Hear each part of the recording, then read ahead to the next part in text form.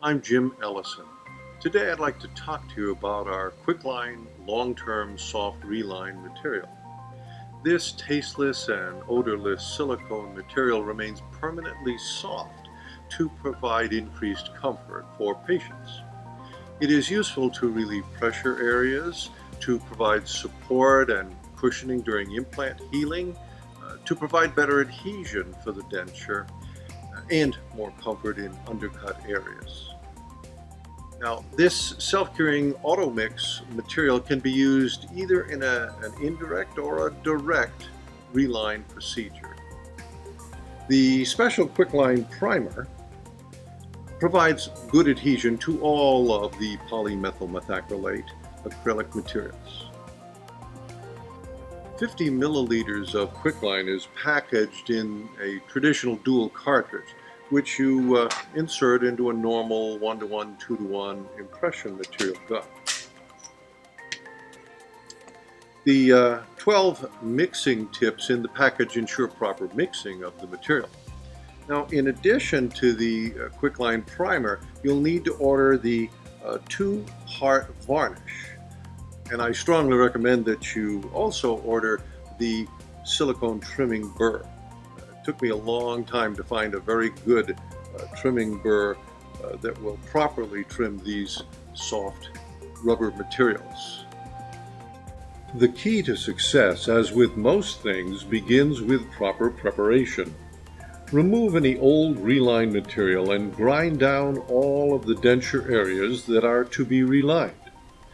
I'm always trying to remove at least 2 millimeters in order to get back to a fresh acrylic. Cut mechanical retention into the borders of the denture. Here you see a pointed burr being used to create a trench. I also like to use an inverted cone to create undercuts all the way along the borders. Whenever you are using any soft reline material, the borders are the most vulnerable to delamination.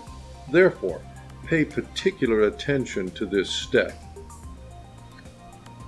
Apply a thin, even coating of the primer and let the solvent evaporate completely. That will take about a minute.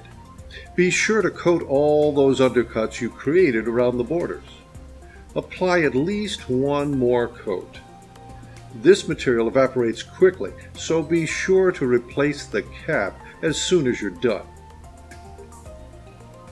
Apply QuickLine first to the ridges and then to the base of the denture. The total working time, measured from when you begin to squeeze the trigger on the gun, is 1 minute and 45 seconds. If this is to be a direct chairside reline, while controlling the moisture, insert the denture into the mouth no later than 1 minute after starting the application of the QuickLine. Direct the patient gently into normal occlusion. The patient should carry out slight swallowing and masticatory movements for 5 minutes with the mouth closed, avoiding excess pressure. Be sure the patient is sitting upright or even slightly leaning forward during this time. The denture can be removed from the mouth after approximately 6 minutes. Wait an additional 10 minutes before disinfection, trimming, and polishing. Remove excess material using sharp scissors or a sharp scalpel.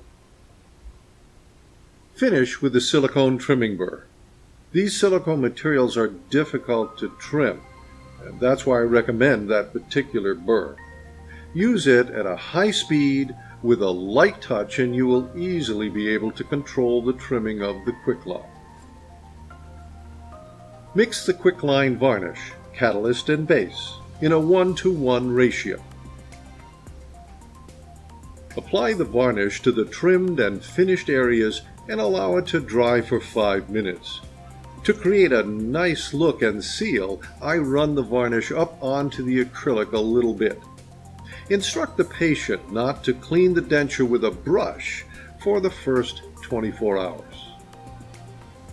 If this is to be an indirect reline in the laboratory, the doctor will make a functional impression within the denture, and the model will be poured in stone. Now, do not use polyether impression materials for this procedure. You can proceed with the reline using whatever method you normally use.